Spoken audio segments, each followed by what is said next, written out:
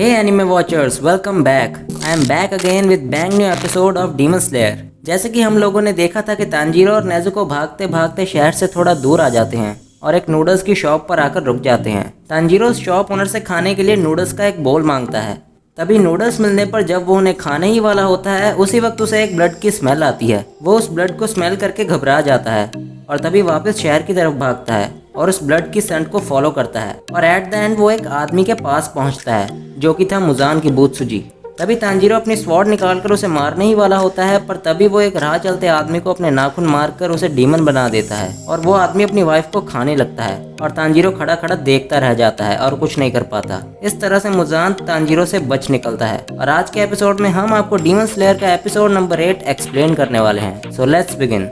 दोस्तों, इस एपिसोड की स्टार्टिंग में हम देखते हैं कि तांजीरो भागकर उस आदमी के पास जाता है जो कि अभी अभी डीमन बना था। तांजीरो अपने कपड़े को अपने हाथ पर लपेटकर उस डीमन के मुंह में डाल देता है ताकि वो किसी को काट ना सके। तांजीरो उस डीमन पर अपना पूरा कंट्रोल लेने की कोशिश करता है। तभी उस आदमी की वाइफ उसे बुलाती है। तांजीरो से कहता है कि इस वक्त उसे खुद की चिंता करनी चाहिए। वो उस लेडी से कहता है कि वो अपने जख्म को कस के बांध ले क्योंकि उसकी चोट अभी ज़्यादा गहरी नहीं थी। तभी वहाँ के कुछ लोग उस लेडी की मदद करने लगते हैं। तांजीरो उस आदमी की तरफ देखकर कहता है कि सब ठीक हो जाएगा क्योंकि इस आदमी ने अभी तक किसी को मारा नहीं है।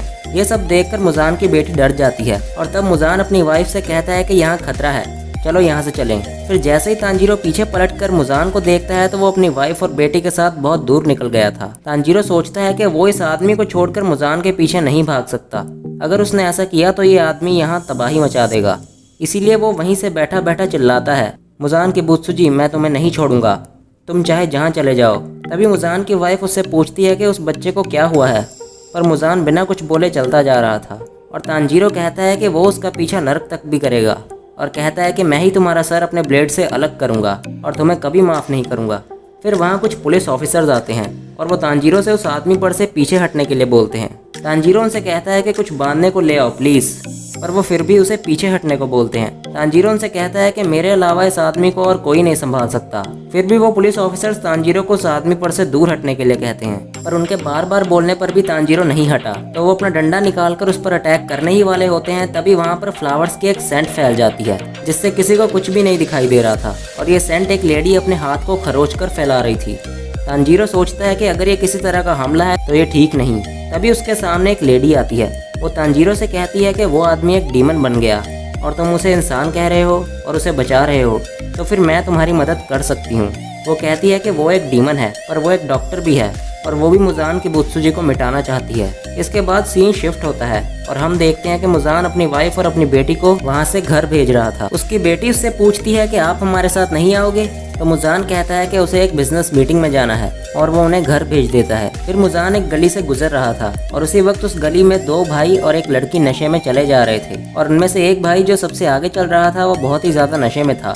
तभी वो नशे में गलती से मुजान से टकरा जाता है पर मुजान उससे माफी मांगकर आगे निकलने ही वाला होता है पर वो आदमी नशे में होने की वजह से मुजान को जाने नहीं देता। मुजान उससे कहता है कि उसे माफ करना, वो थोड़ा जल्दी में है। तभी वो मुजान को गुस्सा दिलाते हुए कहता है कि देखो तो तुमने कितने अच्छे कपड़े पहने हुए हैं, लेकिन उसके मुरझाए हुए चेहरे को देखकर लगता है कि वो कब का मर चुका है। ये सुनते ही मुजान गुस्से में आ जाता है और उस आदमी को एक जोर से पंच मारता है जिससे वो आदमी दीवार से टकराकर वहीं मर जाता है। उसका दूसरा भाई मुजान पर चिल्लाने लगता है तो मुजान उसे भी किक मारता है और उसे भी वहीं मार देता है।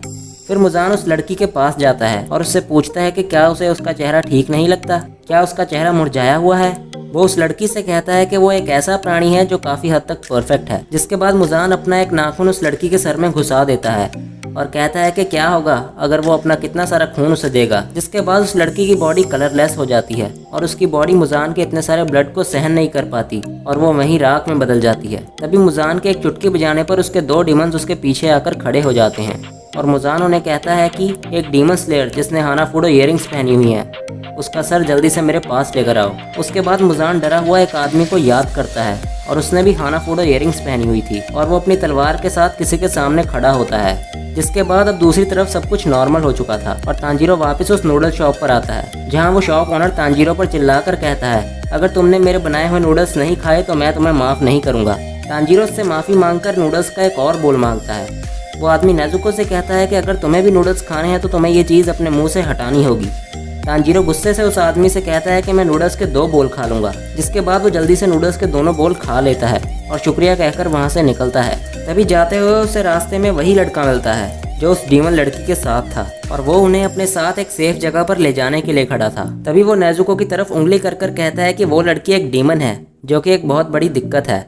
उसकी इस बात से तांजीरो समझ जाता है कि वो नेजुको को बदसूरत बोल रहा है। तभी तांजीरो गुस्से से कहता है कि हमारी नेजुको हमारे शहर की सबसे सुंदर लड़की थी। जिसके बाद वो उसके पीछे पीछे चलने लगते हैं और एक पॉइंट पर आकर रुक जाते हैं और पूरे रास्ते चलते चलते तांजीरो उसे नेजुको की खूबसूरती के बारे में ही बता रहा था। जिसके बाद वो लड़का एक दीवार के आर पार हो जाता है और तांजीरो और नेजुको को भी आने के लिए कहता है। तभी तांजीरो उस दीवार के पीछे उस घर को देखकर हैरान हो जाता है। जिसके बाद वो लड़का तांजीरो और नेजुको को उस डीमन लड़की के पास ले आता है जहां वो उसी लड़की का ट्रीटमेंट कर रही थी और वो कहती है कि ये जल्दी से ठीक हो जाएगी, लेकिन मुझे इसके हस्बैंड को बेसमेंट में बंद करके रखना पड़ा। जिसके बाद वो लड़की अपना इंट्रोडक्शन देती है और कहती है कि उसका नाम टामायो है और वो लड़का योशिरो है।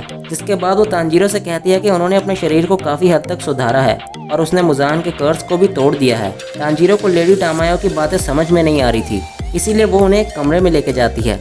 जिसके बाद वो आगे बताते हुए कहती है कि उन्होंने अपने शरीर को काफ़ी सुधार लिया है ताकि वो बिना इंसान खाए जी सके। और वो कहती है कि उन्हें इंसानों का बस ज़रा सा ही खून चाहिए क्योंकि अब वो बस थोड़े से खून के सहारे ही जिंदा रह सकते हैं। फिर वो कहती हैं कि वो खून खरीदती हैं जो कि गरीब लोगों के लिए होता है और उन्हें नहीं मिल पाता और इससे कोई दिक्कत नहीं होती। फिर तांजीरो समझ जाता है कि इसीलिए उसे इनसे डीमन की स्मेल नहीं आ रही थी। लेडी टामायो कहती हैं कि योशिरो कम खून से भी जी सकता है क्योंकि उन्होंने ही योशिरो को डीमन बनाया था।